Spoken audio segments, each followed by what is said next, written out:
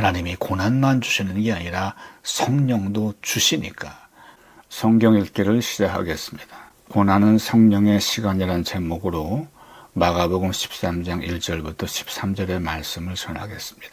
예수께서 성전에서 나가실 때에 제자 중 하나가 이르되 선생님이여 보소서, 이 돌들이 어떠하며 이 건물들이 어떠하니까? 예수께서 이르시되 내가 이 큰 건물들을 보느냐?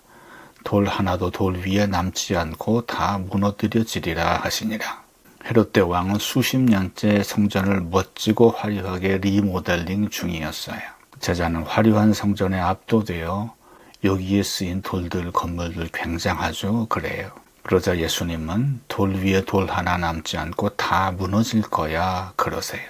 아주 냉정한 말씀이에요. 근데 성전이 무너지면 하나님께도 손해가 아닌가요? 왜 이렇게 말씀하실까요? 성전을 회개로 채우지 않아서 그래요. 회개하지 않으면 그건 인간 거예요. 하나님께 아니에요. 도성의 회개가 없으면 소돔과 고모라처럼 멸망될 뿐이에요. 예수님이 저주에서 무화과 나무가 말라 죽은 것도 회개 안 하면 너희도 이렇게 망한다라는 사실을 보여주신 거예요. 그러나 유대인들은 회개 안 했어요. 심지어 성전을 우상화하고 있었어요. 유대인들은 하나님의 이름 야훼를 입에 올리는 것조차 외람되다고 생각해서 성경에서 하나님의 이름이 나오면 입만 뻥긋뻥긋하고 발음을 하지 않는 바람에 그 발음법마저 잊어버렸어요. 히브리어는 자음만 있지 모음은 없는 언어예요. 읽는 법을 배우지 않으면 그 발음을 알 수가 없어요. 근데 하나님의 이름이 나오면 그 발음을 수백 년간 안 하는 바람에 그 발음을 잊었어요. 사실 지금 야베라는 발음도 추정치예요. 정확히 어떤 발음인지 몰라요. 이처럼 유대인들은 하나님의 이름을 언급하는 것조차 피했어요. 뿐만 아니라 하나님의 이름으로 맹세하는 것도 삼갔어요. 대신 성전의 이름으로 맹세했어요. 그래서 자연스럽게 성전이 하나님을 뜻하게 되었어요. 이렇게 성전이 우상화되어 갔던 거죠. 예수님은 성전이 완전히 파괴될 거라 하셨어요. 왜? 우상이니까. 성전이 무너질 거다라는 발언은 성전 모독, 곧 하나님 모독으로 간주되었어요. 예수님의 이 발언이 고발 사유가 돼요. 결국 예루살렘 성전은 69년에 로마에 의해 완전히 파괴되고 폐허가 돼요. 그들은 예수를 죽여 없앴지만 그 말씀은 살아남아 한 세대 후 그대로 이루어졌어요. 예수께서 감람산에서 성전을 마주대하여 앉으셨을 때에 베드로와 야고보와 요한과 안드레가 조용히 묻되 우리에게 이루소서 어느 때에 이런 일이 있겠사오며 이 모든 일이 이루어지려 할 때에 무슨 징조가 있사오리이까? 성전이 무너진다니 얼마나 무서운 일이에요? 이건 곧 유대교의 멸망이잖아요. 제자들이 너무 걱정스러워 예수께 물어요. 주님, 이런 일이 언제 일어날까요? 또 그런 일이 일어날 때 어떤 징조가 있을까요? 예수께서 이르시되 너희가 사람의 미혹을 받지 않도록 주의하라. 많은 사람이 내 이름으로 와서 이르되 내가 그러하여 많은 사람을 미혹하리라. 가짜 메시아들이 나타나 사람들을 미혹할 거래요. 이게 예루살렘 멸망의 징조예요. 미혹 누가 잘해요? 마귀 사탄이 잘해요. 사탄은 미혹의 영이에요. 예수를 모르면 사탄에게 속기 쉬워요. 예수를 깊이 알아야 해요. 마가복음을 먼저 강해하는 이유가 바로 여기에 있어요. 난리와 난리의 소문을 들을 때에 두려워하지 말라. 이런 일이 있어야 하되 아직 끝은 아니니라. 민족이 민족을, 나라가 나라를 대적하여 일어나겠고 곳곳에 지진이 있으며 기근이 있으리니 이는 재난의 시작이니라.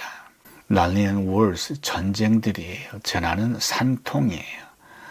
여기저기 전쟁이 일어나고 그 소문들이 들리게 되면 그때가 재난의 시작이에요.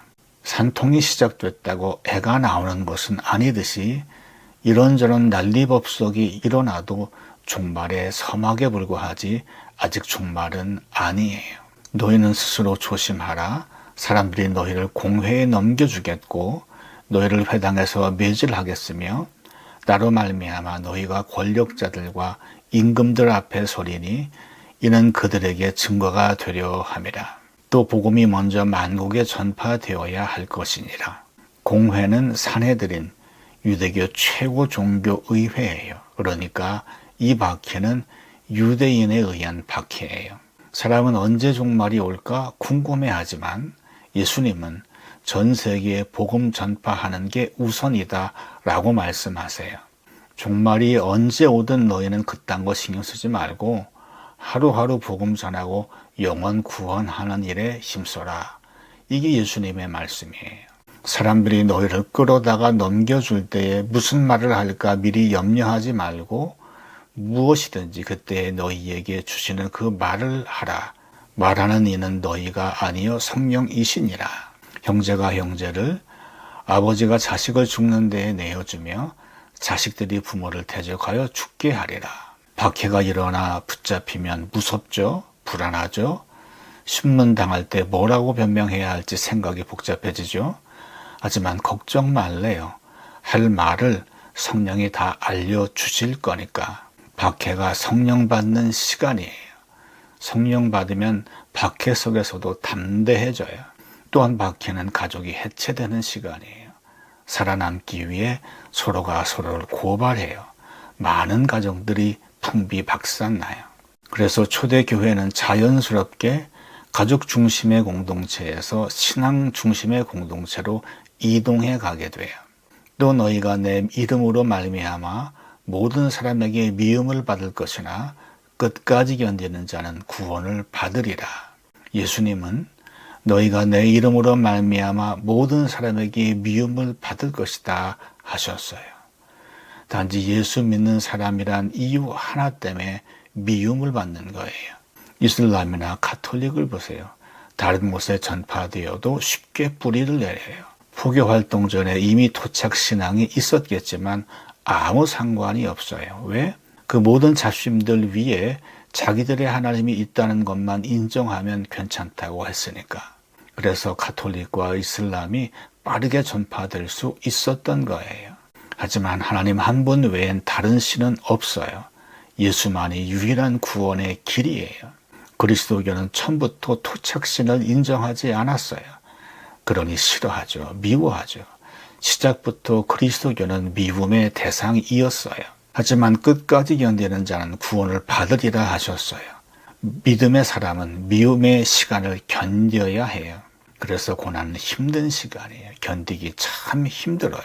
사도 야고보는 내 형제들아 너희가 여러 가지 시험을 만나거든 온전히 기쁘게 여기라 그랬어요. 왜? 하나님이 고난만 주시는 게 아니라 성령도 주시니까. 고난을 이길 힘도 주시니까. 히브리서 6장 19절에 우리가 이 소망을 가지고 있는 것은 영혼의 닷 같아서 튼튼하고 견고하여 휘장 안에 들어가나니 그랬어요. 수많은 힘든 일들이 튼튼한 영혼의 닻을 만들어요. 그 닻으로 내 영혼이 하나님께 묶여있게 해줘요. 그래서 물 위에 떠있지만 휩쓸리지 않아요. 거대한 파도도 능히 헤쳐나가며 목적지를 향해 전진하고 승리할 수 있어요. 고난은 내 영혼이 흔들리는 시간이에요. 동시에 고난은 하나님께 묶이는 시간이에요. 고난은 성령의 시간이에요. 성령 받을 절호의 기회예요. 나쁜 일들이 벌어질 때 설명되지 않고 이해되지 않을 때 기도하세요. 고난을 성령 받는 기회로 삼으세요. 삶이 변해요. 그게 진짜 복이에요. 고난을 끝까지 견디고 이기며 승리하시길 축복합니다.